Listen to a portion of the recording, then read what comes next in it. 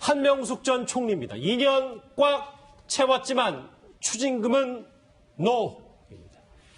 2015년 정치자금 위반 혐의로 2년형을 받고 구속됐던 한명숙 전 총리가 오늘 새벽 만기 출소했습니다.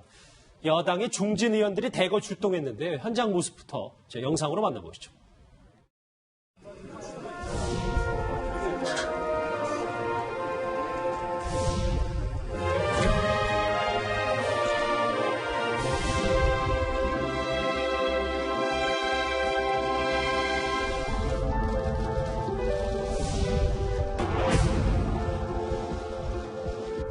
정말 참담한 심정입니다.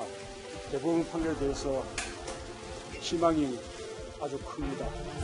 건강하게 잘 다녀오겠습니다. 여러분 한명숙 잊지 말아 주시기 바랍니다. 부모님께서 돌아오시는 날 저희들은 분명히 준비하겠습니다.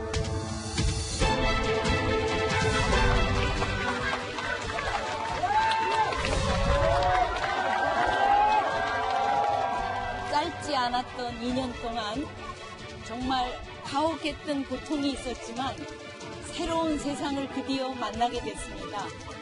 여러분께서 보내주신 그 사랑에 힘입어서 앞으로도 당당하게 열심히 살아나가겠습니다.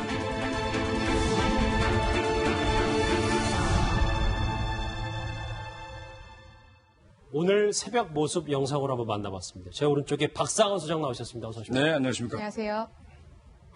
2년 전 수감 당시보다는 한 전 총리 많이 수척해졌네요. 그죠. 뭐 우리가 저가 2년 빨리 지나갔구나라고 생각을 했는데 한명숙 총리 입장에서는 이게 정치적 탄압이라 생각하고 있기 때문에 탄압받고 억울한 옥살이를 2년 했다. 아마 그 한 전 총리 입장에서는 굉장히 긴 시간이었을 겁니다. 어쨌든 제가 좀 깜짝 놀랐던 게 제 예상보다 굉장히 많은 지금 현재의 여권 핵심 인사들이 총 이제 출동을 했다는 것이고 그것은 역시 이제 문재인 정부 안에서의 한명숙 전 총리의 영향력이 아직은 좀 건재하다고 봐야 될 것 같고 또 재밌는 게 이제 그 감옥에 들어갈 때는 검은 상복 같은 걸 입었지 않습니까? 예. 오늘은 좀 파란색 옷을 입고 있는데 투옥 기간 2년 동안 이른바 천지개벽이 일어났죠. 박근혜 정부 때 구속이 됐다가 투옥 기간 동안 이제 새로운 정권이 바뀌는 뭐 그런 상황에서 이제 한명숙 총리가 출소를 했습니다. 출소를 했는데 생각보다 우원식 원내대표도 보이고 문희상 의원도 보이고 뭐 이해찬 전 총리도 보이고 하여튼 굉장히 좀 이렇게 영향력이 아직 살아있다 정치적인 뭐 이걸 좀 보여주는 영향력이 살아있다 이런 생각이 듭니다. 그러면 2년 만에 세상 밖으로 나오는 한명숙 전 총리 무슨 얘기를 했는지 그 목소리부터 들어보시죠. 여러분 덕분에 제가 지금 몸과 마음이 건강하고 편안합니다.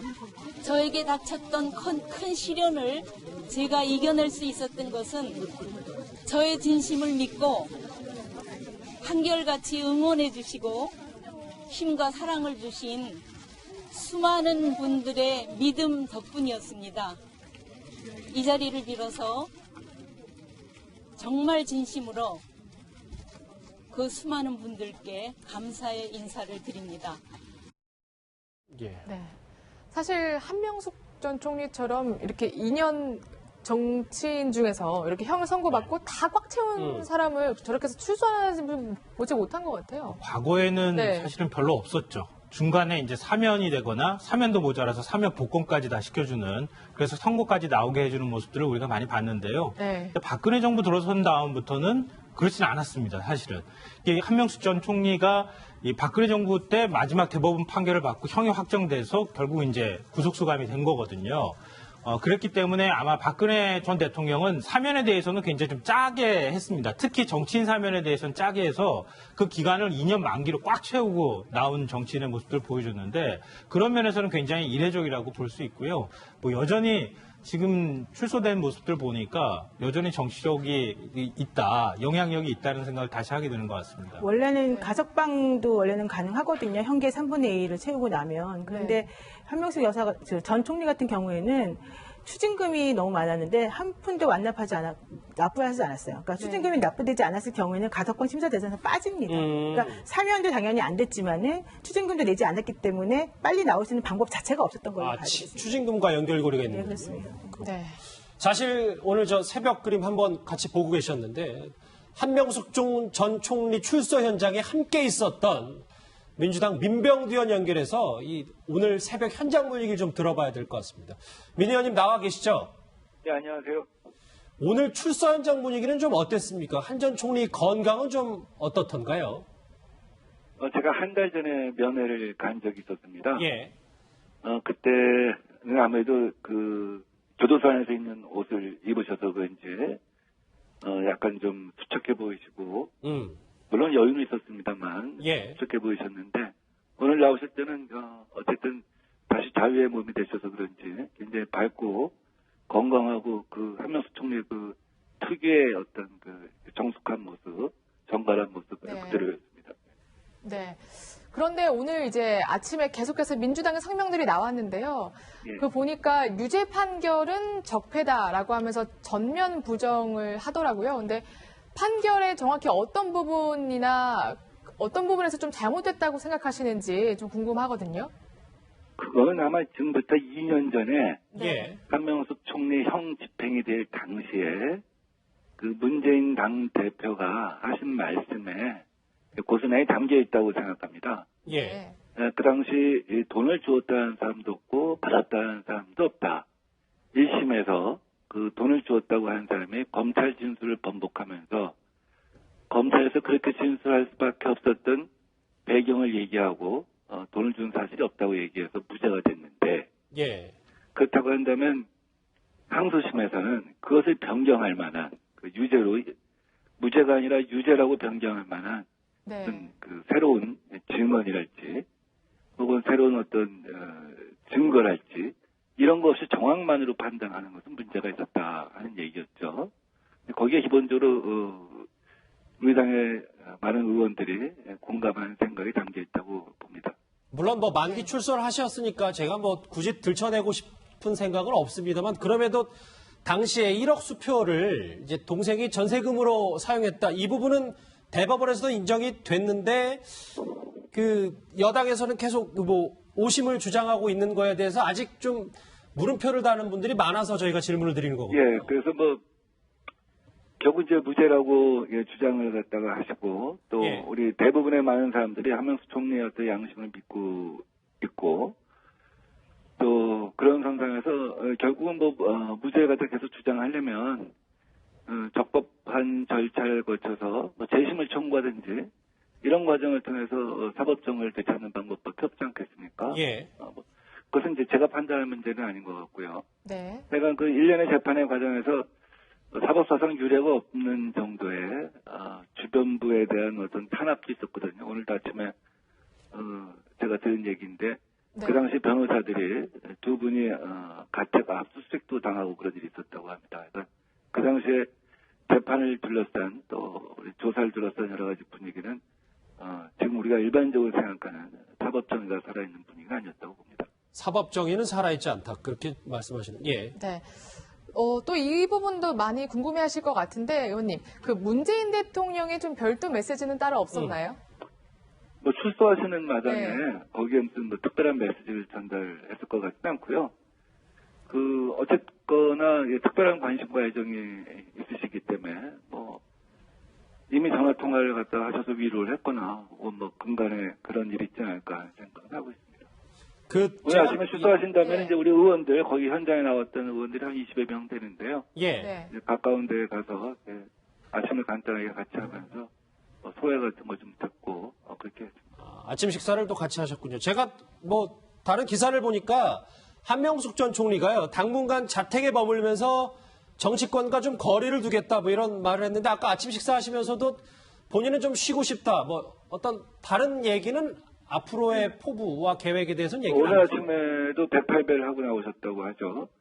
그 안에 있으면서 어떻게 보면 이제 심신 수양점에서 108배를 쭉 하셨던 것 같고 또 서예를 갖다 취미로 이렇게 키우셨던 것 같아요. 그 서예 활동을 쭉 키우셨던 것 같아요. 예. 그래서 뭐 어쨌든 연세가 있으시고 그러니까 아마 마음 수련을 갖다 많이 하셨을 것 같은데 그 안에 계셨을 때 또 환경하고 밖에 나와서 또 여러 가지 주방 환경이 다를 수 있잖아요. 조금 더 그렇기 때문에 시간을 갖고 좀 생각을 정리하신 다음에 무슨 제가 볼 때 정치 활동에 직접적으로 뛰어든다기보다는 폭넓게 어떤 그 어떤 대모로서 큰 누님으로서 어떤. 근데 말씀 끊어 죄송합니다. 워낙 문 대통령과 각별한 관계여서요. 저희가 그렇게 생각할 수 있지 않나. 근데 직접적인 정치 활동을 하시기에는 아마 연세도 좀 있으시고. 네. 또 이렇게 건강이 사실 뭐 외견상은 굉장히 좋아 보이지만 또 나와서 이렇게 체크를 해보면 또 뭐 실제로 그렇게 여의치 않을 수도 있고 그렇기 때문에 많은 분들이 하여간 그분이 좁은 의미의 정치를 넘어선 커다란 의미의 어떤 사회공헌 활동 같은 걸 하시지 않을까 하는 기대는 갖고 있다고 생각합니다. 알겠습니다. 네. 한 전 총리 이제 만기 출소 현장에 직접 함께한 민주당 민병두 의원 직접 만나봤습니다. 말씀 잘 들었습니다. 고맙습니다. 감사합니다. 네, 감사합니다. 저희가 이제부터 이 민병두 의원의 말부터 해서 하나하나 얘기를 할 텐데 그 전에 오늘 여권이 이 한 전 총리 출소를 환영의 뜻을 나타낸 목소리부터 먼저 듣고 오겠습니다. 같이 보실까요?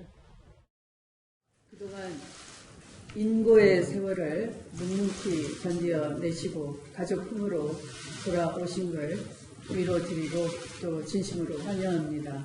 그분의 진실과 양심을 믿기에 우리들은 매우 안타까웠습니다. 안 계시는 동안 늘 여유로운 미소가 화사한 미소가 그리웠었습니다.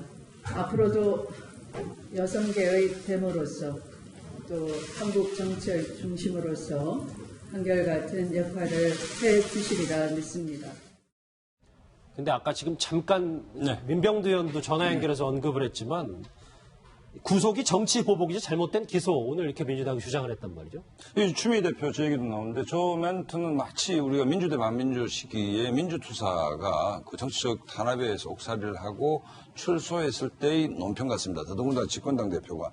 이 문제는 물론 한명숙 전 총리나 민주당 의원들은 정치적 탄압이라고 얘기를 하는데 어쨌든 아무리 전 정권에서 일어난 일이라도 1심, 2심, 3심을 거쳐서 유죄가 확정된 문제입니다. 이걸 갖다가 탄압이라고 본다라고 한다면 문재인 대통령 볼 때 한 전 총리의 인품과 이런 것들하고 비교하면서 이건 좀 뭔가 정치적인 냄새가 나는 것 아니야라고 하는 의심들을 계속 갖고 있다는 거죠. 그런 부분은 부정하기는 좀 어려울 것 같아요. 검찰 기소 단계에서 충분히 억울할 수가 있는데 이것은 재판을 거친 것 아닙니까? 네. 그러니까 사법부라 하면 검찰만 있는 게 아니고 재판부가 있는 것인데 이 문제를 뭉뚱그려서 적폐다라고 얘기를 할 경우에는 향후 문재인 대통령이 얘기하는 사법부의 개혁이 지향하는 바가 뭔지에 대해서 굉장한 의구심이 생길 수밖에 없는 것이거든요. 그러니까 좀 더 지금 집권당도 이 문제에서는 좀 차분해질 필요가 있다고 저는 봅니다. 그래서 일각에서 이런 말도 나오더라고요. 이제 문 대통령이 사법개혁을 이제 외치고 있잖아요. 그래서 한 전 총리가 물론 정치권과 거리를 두겠다고는 했지만 거기에 대해서 일정 부분 좀 역할을 해야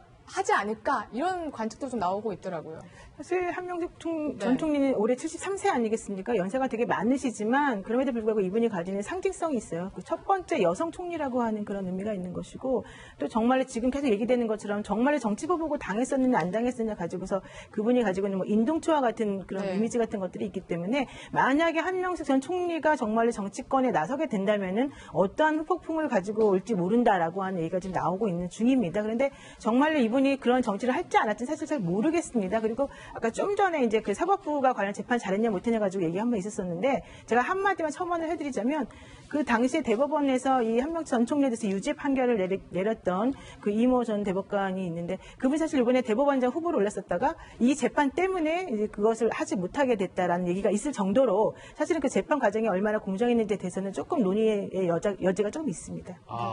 박준 변호사님도 그러니까 그 재판에 좀 어쨌든 억울한 부분 한명숙 전 총리가 억울한 부분이 있다. 제가 듣기로는 당시에 그 대법원에서 이제 그 판결할 때 의견들이 갈렸어요. 그 대법관들끼리.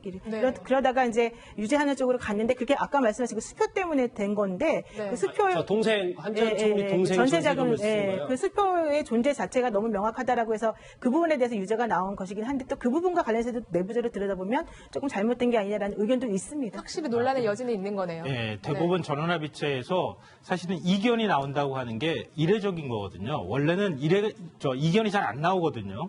그러니까 거기에서 이견이 나와서 제가 알기로는 2명의 재판관들이 아마 이견을 낸 것으로 제가 알고 있는데 그랬다고 하는 것은 이게 논란의 소지가 있을 수 있다는 것은 법원이 어느 정도 인정을 했다고도 볼 수 있는데요. 말씀하신 것처럼 이게 뭐 재판 결과를 뒤집거나 이런 건 아니기 때문에 억울한 정치인 부분도 있을 한두 수는 명, 있겠죠. 정치인들 몇 명이 그렇게 얘기할 수는 있는 거고 문재인 대통령이 만약에 공개적으로 지금 대통령직에 올랐는데 이런 얘기를 했다 그러면 굉장히 심각한 문제가 있는 건데 이건 정치인들 사이에서는 할 수 있는 얘기라고 저는 개인적으로 봅니다. 박상원 소장님, 네. 한 전 총리 진짜 그냥 자택에서 좀 쉬면서 계실 것 같진 않잖아요. 여기 이런 류의 질문이 나올 때 제가 항상 하는 얘기가 바람이 부는 것인지 나뭇가지가 흔들리는 것인지 뭐 그런 차이가 있죠. 가지는 가만히 있고 싶으나 바람이 불면 가지는 흔들릴 수밖에 없죠. 그러니까 한부 전 총리도 뭐 옥중 편지에서 뭔가 이제 문재인 대통령의 성공을 바라기 위해서 우리가 최선을 다해야 된다라는 얘기를 한 옥중 서신이 있습니다. 그렇다고 본다면 민병도 의원이 얘기했듯이 꼭 뭐 이렇게 사면 복권이 돼서 선거에 나가서 어떤 그것만 정치는 아니기 때문에 어떤 형태든 문재인 정부의 성공을 위해서 나의 역할이 있다면 하겠다는 입장은 분명한 것 같아요. 그렇다고 본다면 그 문재인 대통령의 지지층 현 여권에서 한명숙 전 총리를 가만히 그냥 여행 다니고 책이나 쓰게끔 방치하겠냐. 그럴 가능성은 좀 낮아 보인다. 그러니까 한 전 총리의 의지와 무관하게 여권 내에서 한 총리를 콜하는 바람이 거세지 않겠나 이렇게 제가 봅니다. 네, 알겠습니다. 저는 정신적 지주 역할을 할 거라고 봐요. 그러니까 공식적인 자리를 맡아가지고 움직이고 이렇게 하기에는 지금 74세이시기도 하고요. 위에 써있는 친노 큰 누나 이거 말씀하시는 그러니까 뭐 뒤에서 힘들 때 가서 찾아가서 얘기 들어주고 같이 대화 나누고 뭐 결정하기 어려울 때 그때 전체적으로 뭐 이제 서로 간의 의견이 안 맞을 때 어떻게 생각하는지 자문을 구하고 이런 정도일 것이지 구체적으로 앞으로 나서서 어떤 전면에서 정치적으로 이끌어가거나 이런 모습들은 보이기 좀 어려울 것 같고요. 이미 그 옥중 서신 비슷하게 편지를 보냈어요. 그 편지를 보낸 거 보면은 그냥 훌훌 다 버리고 그리고 그냥 마음에 때를 그냥 벗고 그렇게 알겠습니다. 그냥 지내겠다 이런 의사를 밝힌 바가 있습니다.